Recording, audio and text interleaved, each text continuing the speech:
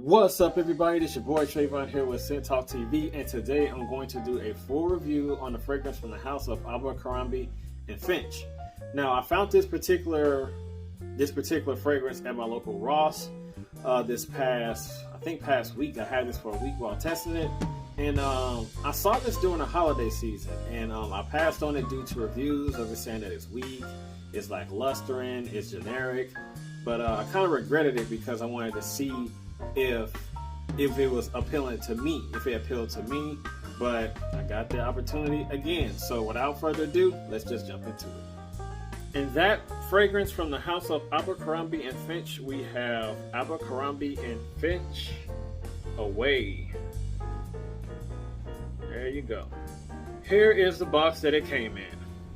You got the size and concentration here at the bottom, and this is a EDT concentration.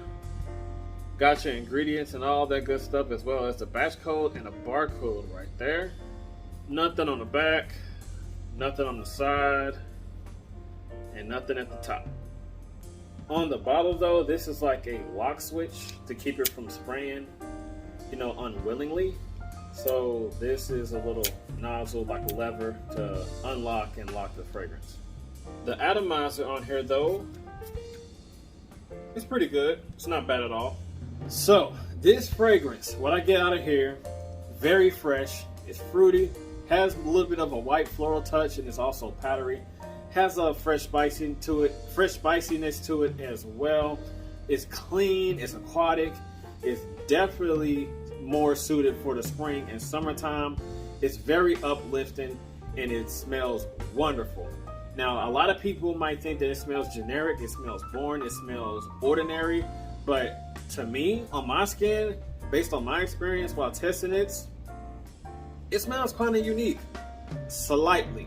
But I do get that generic aspect to this fragrance that people are complaining about or is stating about this fragrance. So let's just jump into those notes. So in the top, you get some violet, pineapple, and grapefruit. Now, the grapefruit and the pineapple works very, very well with each other, making it a sweet, bold, tart-like of a scent that's fruity. But once that violet starts to creep in, and it creeps in quite fast, obviously because it's in the top, it has this sweet floral, bitter type of a sweetness from that violet that smells very good. I definitely love how that violet shines very bright and actually makes this fragrance in the opening quite dope. So once you get into the mid though, geranium, ginger, and pepper. Sweet, spicy, bright ginger. That violet and that ginger is beautiful. Once it meshes with each other, gives it a little bit more brighter, a little bit more sweet and spicy. Pepper gives it like a dry spice, a little bit of an oriented spice. Geranium, green, rosy, masculine type of a floral touch.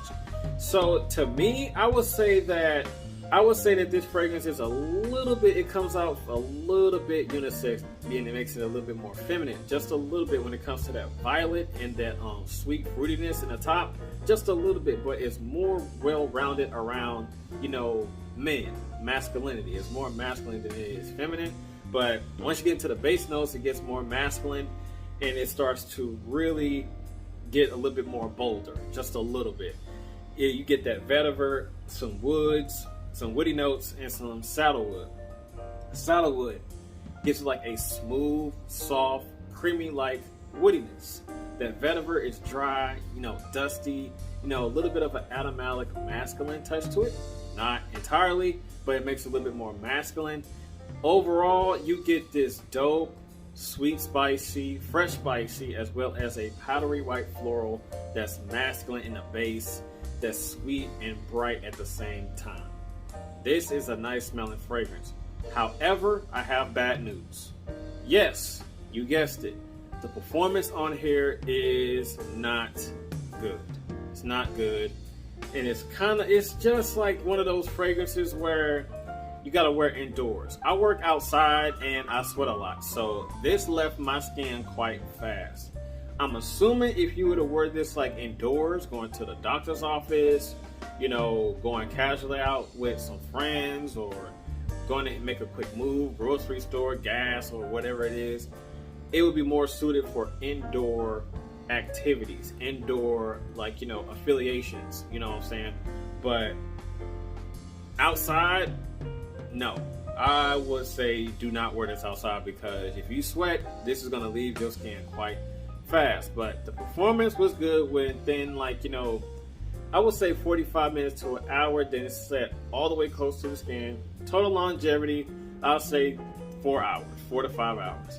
5 hours to be generous, because I was working outside and it dissipated off my skin very fast due to the sweat. So this is not going to last if you are working outdoors, doing activities outdoors, any type like sports or anything that's going to muster up a sweat. You're not going to get a good time out of this one at all. Also, I want to add that if I haven't said it already, there's a lot of people due to, like, on Fragrantica and like the reviews that I looked up saying that this is like a generic, boring, but I do see that where they're saying that it's like generic and boring, because it does have that typical fresh, spicy type of accord that's inside of here. But what makes it a little bit unique, that makes it go into a direction that is not generic and not boring, is that violet note that's inside of here, which makes it a little bit more off to itself a little bit, away from any like typical generic boring type of refreshies that you might have smelled already. But that violet note that's in the opening, it's really dope, and it does linger like on your skin for not a very long time, but throughout the longevity of this fragrance, it's that violet note. It does hang in the background and do show itself quite nicely, making it a little bit more unique compared to the typical. Just to let you know.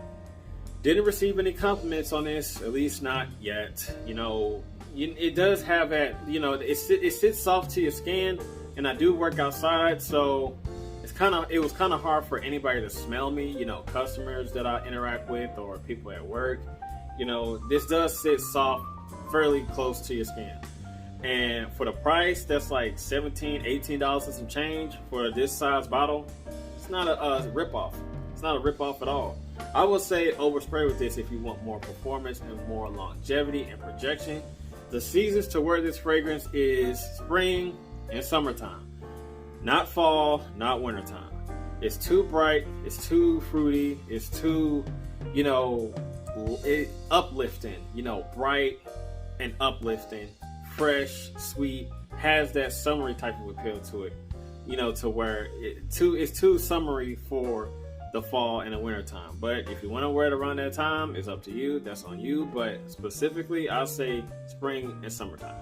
Now, if you're wondering about the age group, it doesn't have a lot of complexity. It's not too mature. It's not too playful. So it's basic. It's like a basic, general, casual, everyday type of a scent that all ages can pull off quite nicely. So all ages can wear this bad boy. So, should you buy Abercrombie Fitch away? I would say yes and no. I would say yes because it does have like a very nice note of violet in here that smells very, very good. It does smell good. It's easy on your nose. You're not going to turn anybody off. It's just that, that casual wear type of a scent.